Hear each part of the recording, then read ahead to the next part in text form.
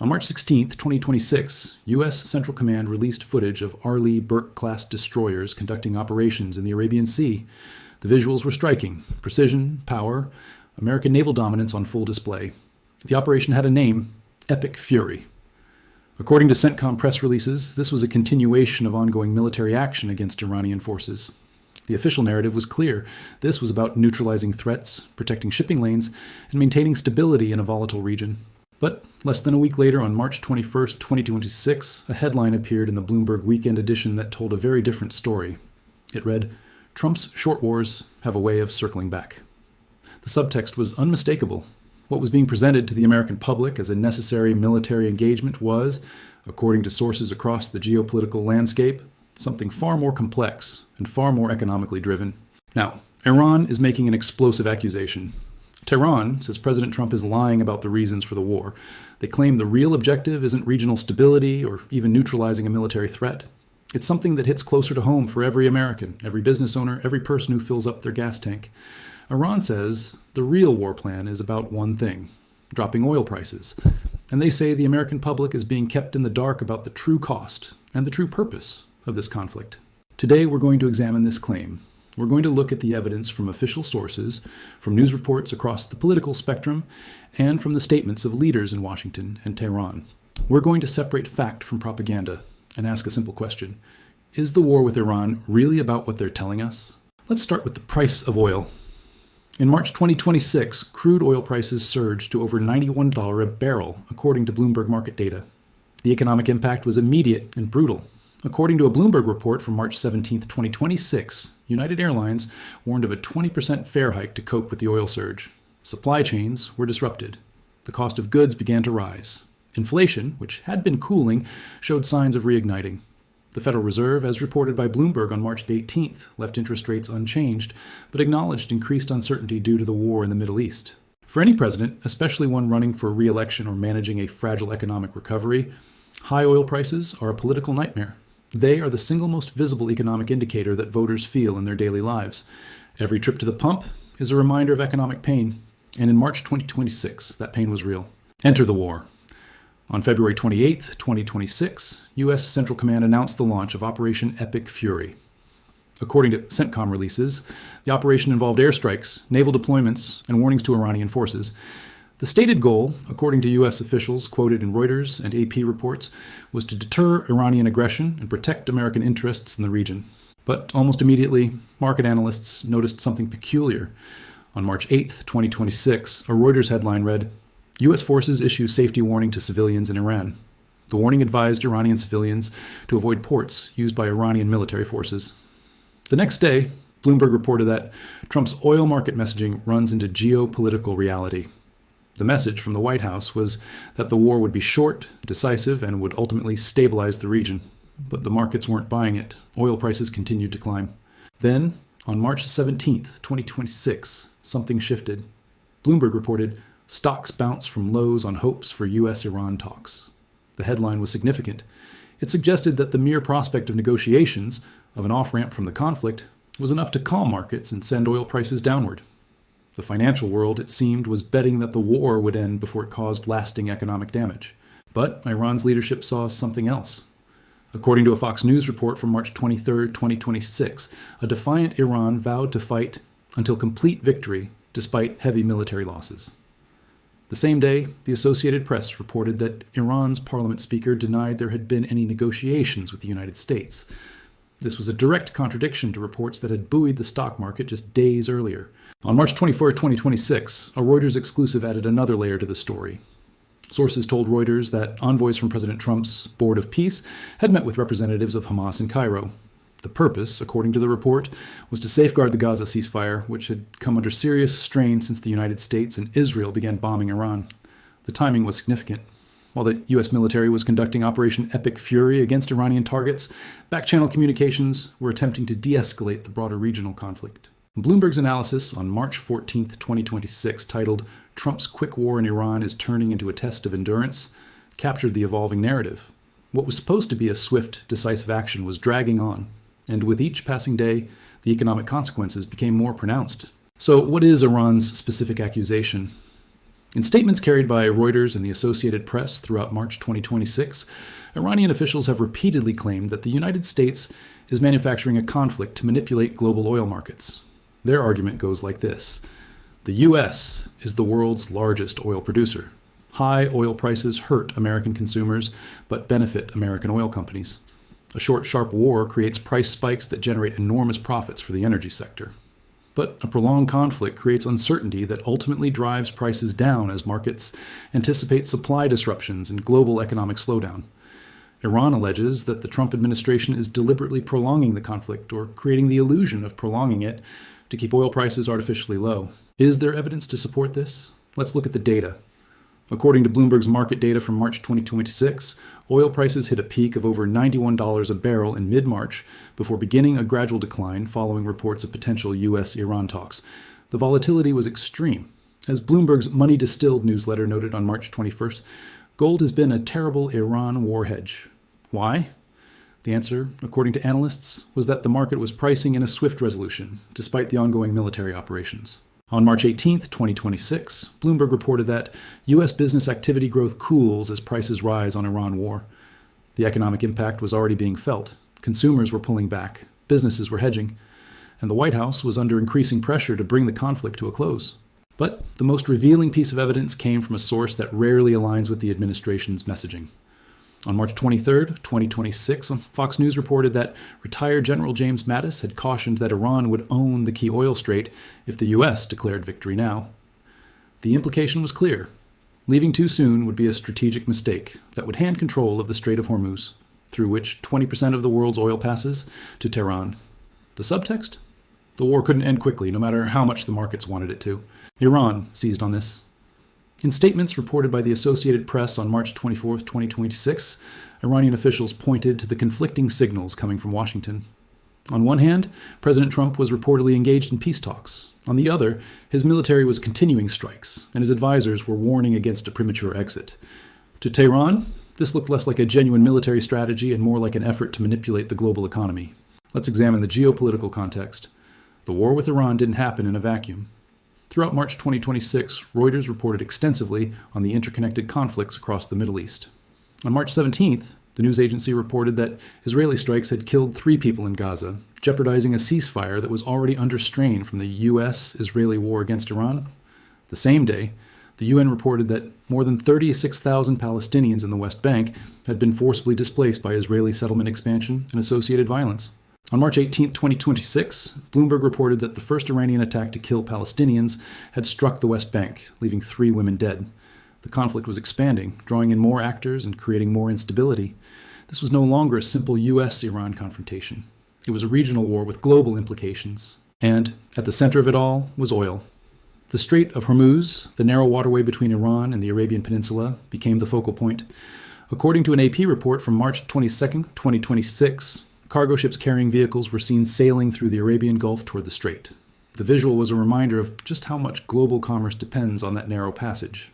Another AP report that day raised questions about the Trump administration's changing strategy in the strait, noting that the shifting course raised questions about U.S. war preparation. Iran's response was calculated. According to a Bloomberg exclusive from March 18, 2026, Iran had begun charging some ships transit fees for safe passage through the Hormuz. This was a direct challenge to the U.S.-led naval presence in the region, and an attempt to monetize the very instability the conflict had created. Now, let's look at the human cost of this alleged economic war. The Associated Press has been documenting the toll across the region. On March 23, 2026, AP reported that an Israeli airstrike had killed a child in Gaza. The same week, Reuters reported that Israeli forces had killed 16 Palestinians in Gaza and the West Bank in a single day. The violence was relentless. But the economic cost was also being felt far beyond the battlefield. According to a Bloomberg report on March 22, 2026, the Philippines had declared a national energy emergency to respond to the impact of the war. Across Asia, countries were boosting coal use as the war squeezed global LNG supplies. The ripple effects were global. The administration's messaging during this period was, to put it mildly, inconsistent. On March 21, 2026, Fox News reported that President Trump had said, "We're dealing with the right people in Iran," suggesting progress in back-channel negotiations. The same day, the Associated Press quoted Iran's parliament speaker flatly denying any negotiations had taken place. Who was telling the truth? And why would the president suggest talks were happening if they weren't? This brings us back to Iran's central accusation. They claim that the mixed messaging is intentional. By creating the appearance of imminent peace talks, the administration can calm markets and lower oil prices. By simultaneously continuing military operations, they maintain pressure on Tehran and avoid the appearance of weakness. It's a balancing act, one that, if true, would mean the war is being waged as much on Wall Street as it is on the battlefield. Bloomberg's analysis on March 14, 2026, captured the essence of this dynamic. The headline read, "Trump's quick war in Iran is turning into a test of endurance." The piece noted that Tehran's new leadership was betting on the long game, outlasting American political will. But if the U.S. was also playing the long game, for economic rather than purely military reasons, then the conflict could drag on indefinitely. The economic data supports this interpretation. According to Bloomberg's March 2026 market reports, every hint of diplomatic progress sent oil prices tumbling. Every escalation sent them spiking. The volatility created opportunities for traders, and more importantly, gave the administration a tool to manage energy prices without direct intervention. But there's another layer to this story. On March 16, 2026, Reuters reported that Hamas had held talks with the Trump-led Board of Peace in Cairo. The same day, U.S. Central Command released a video of Admiral Brad Cooper providing an update on Operation Epic Fury. While U.S. military forces were actively engaging Iranian targets, American envoys were meeting with a designated terrorist organization to negotiate a ceasefire in Gaza. The cognitive dissonance was staggering. What was the connection? According to Reuters sources, the Gaza ceasefire was under serious strain because of the U.S.-Israeli war against Iran. The regional conflicts were intertwined. You couldn't address one without addressing the others. And yet, the administration was presenting them as separate issues. The Gaza ceasefire as a humanitarian concern, the war with Iran as a military necessity. Iran's leadership seized on this contradiction. In statements carried by the Associated Press on March 24, 2026, Iranian officials accused the United States of using the Gaza conflict as a pretext for its broader military campaign. They argued that the real goal was never humanitarian. It was economic. Control of oil, control of shipping lanes, control of global energy prices. That was the prize. Let's look at what the U.S. military was actually doing during this period. According to CENTCOM releases from March 2026, Operation Epic Fury involved airstrikes, naval deployments, and warnings to Iranian forces. On March 8th, the command issued a safety warning to civilians in Iran, advising them to avoid areas near ports used by Iranian military forces. On March 11th, a similar warning was issued for ports used by Iranian forces. These warnings, according to CENTCOM, were intended to minimize civilian casualties. But Iran saw them differently. In Farsi language press releases carried by CENTCOM, Iranian authorities warned their citizens to stay away from ports that might be targeted. The subtext was clear. The U.S. was preparing to strike Iran's economic infrastructure, the ports and facilities that allowed it to export oil. If that was the plan, it would make sense. Cripple Iran's ability to export oil, and you simultaneously punish Tehran and create a supply disruption that allows U.S. and allied producers to capture market share. But there was a risk. If you cripple Iranian exports, global oil prices spike. And a spike hurts American consumers. Unless, of course, you can simultaneously convince the markets that the conflict will be short-lived. If traders believe the war will end quickly, they won't price in long-term supply disruptions. Oil prices will rise modestly, but won't spike to catastrophic levels. It's a delicate balance, one that requires careful messaging. This is where the accusation of lying comes in.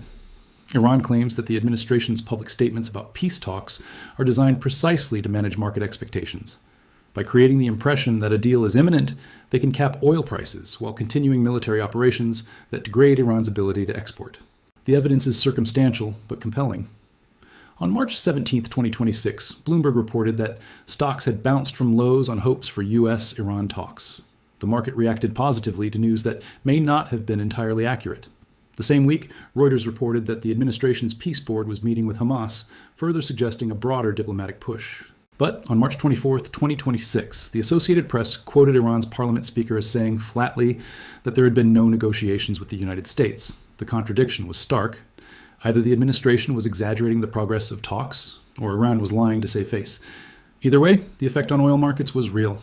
Let's consider the domestic political context. According to Fox News reports from March 2026, President Trump was facing pressure from multiple directions. Senate Republicans had caved to a Democratic shutdown plan after a White House meeting, leaving Homeland Security funding in limbo. The administration was dealing with a crisis at the southern border, ongoing investigations, and a midterm election cycle that was already heating up. A protracted war with Iran was not in the political playbook, but a managed conflict, one that could be started and stopped as needed to influence global energy markets, might serve multiple purposes. It could demonstrate toughness to the base. It could pressure Iran to the negotiating table. And it could give the administration a tool to manage the single most important economic variable for American voters: the price at the pump. The Bloomberg Opinion section weighed in on this dynamic on March 21st, 2026, with a piece titled, "The Iran War is Costing China Dearly, Too." The argument was that the conflict was harming America's primary strategic rival, creating economic pain in Beijing that could have long-term strategic benefits for Washington. If true, that would add another layer to the alleged hidden war plan, not just manipulating oil prices, but using the conflict to weaken China. This is where the story gets even more complex. On March 23rd of 2026, Bloomberg reported that the White House had frozen $18 billion in NYC funding as a government shutdown hit. The same week, the Associated Press reported that ICE officers weren't trained in airport security but were being deployed to help ease long lines at airports during the DHS shutdown.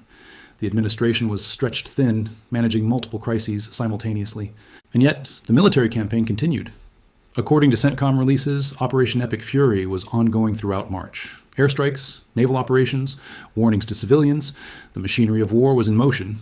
There was no off-ramp, despite the talk of peace talks. There was no pause, despite the mounting human and economic costs. Iran's leadership watched this with a mixture of defiance and frustration. In statements reported by Fox News on March 23, 2026, Iran vowed to fight until complete victory. The same day, the Associated Press reported that Israeli soldiers had taken photos beside the wreckage of an Iranian missile that had landed in the West Bank. The war was expanding, and with it, the potential for a wider conflagration. But perhaps the most revealing comment came from former Defense Secretary James Mattis, quoted by Fox News on March 23, 2026. Mattis cautioned that if the U.S. declared victory now, Iran would own the key oil strait. The implication was that the war couldn't end, not without ceding control of the world's most important shipping lane to Tehran. If Mattis was right, then the conflict was not short-term or optional. It was a long-term strategic necessity. Iran would disagree. From their perspective, the U.S. created the crisis, then used the crisis to justify an ongoing military presence that allowed it to dominate global energy markets. The accusation of lying cuts to the heart of this. Iran says the American people are being told the war is about security, when the real purpose is economic. So where does this leave us? Let's look at the evidence we've gathered. From official U.S. Central Command releases, we know that Operation Epic Fury was launched on February 28, 2026, and continued throughout March. We know that warnings were issued to Iranian civilians, and that military operations targeted Iranian forces. We know that the stated goal was deterrence and protection of American interests. From Reuters, we know that Hamas held talks with a Trump-led peace board in Cairo in mid-March. We know that the Gaza ceasefire was under strain due to the U.S.-Israeli war against Iran. We know that Israeli forces continued operations in Gaza and the West Bank, with mounting casualties on the Palestinian side. From Bloomberg, we know that oil prices surged above $91 a barrel in March before falling on hopes of peace talks. We know that markets were volatile, reacting to every headline about negotiations or escalation. We know that the economic impact was global, affecting everything from airline fares to food prices.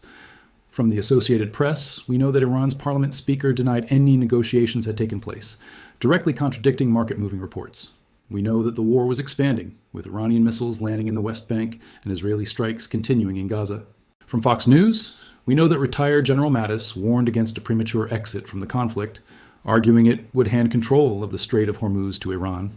We know that Iran vowed to fight until victory, despite heavy losses. And from all of these sources, we know that there is a profound disconnect between what the administration is saying publicly and what is happening on the ground. The talk of peace talks, the market-moving headlines, the warnings to Iranian civilians, the ongoing airstrikes. It all adds up to a picture that is far more complex than the official narrative. Iran's accusation is simple. The administration is lying about the war's purpose. It's not about security, it's about oil. It's not about deterring aggression, it's about managing global energy markets. And the American public, they say, is being kept in the dark about the real costs and the real goals of this conflict. Is there definitive proof? No. The kind of evidence that would prove intentional manipulation of markets for political purposes is rarely made public. But the circumstantial case is strong. The timing of peace talk reports coincides with market movements that benefit the administration. The mixed messaging, talks ongoing, military operations continuing, creates exactly the kind of uncertainty that allows for market manipulation. And the strategic necessity of controlling the Strait of Hormuz gives the administration a rationale for keeping the conflict going, even when the stated goals have been achieved. In the end, the truth may be somewhere in between. The war with Iran may genuinely be about regional security, deterrence, and American strategic interests. But it's also about oil. It's always about oil. And when a conflict has such profound economic implications, it's reasonable to ask whether the public is being told the whole truth. And they're accusing the U.S. president of lying to drop oil prices. Whether that accusation is true or not, it reveals a fundamental truth about this war. It is being fought on multiple fronts, with multiple objectives, and not all of them are being discussed in the White House press briefings. As of March 24th, 2026, the war continues. Operation Epic Fury is ongoing. The Strait of Hormuz remains a flashpoint. Oil prices remain volatile, and the American public is left to sort through conflicting reports, competing narratives, and accusations of deception from both sides. What is the real war plan being hidden from the public? According to Iran, it's a plan to manipulate global oil markets by creating and managing conflict. According to the administration, it's a plan to protect American interests and deter Iranian aggression. The truth, as always, is likely more complicated and more disturbing than either side is willing to admit. The only certainty is that the human cost of this conflict continues to mount. In Gaza, in the West Bank, in Iran, in Israel, people are dying. Supply chains are disrupted. Economies are struggling. And the fundamental question, why are we fighting this war, remains unanswered. Until that question is answered honestly, the accusations of lying will persist, and the American public will continue to wonder if they're being told the truth about the war that is reshaping the Middle East, the global economy, and their own economic futures. This is the story of March 2026, as reported by Reuters, Bloomberg, the Associated Press, Fox News, and official U.S. Central Command releases.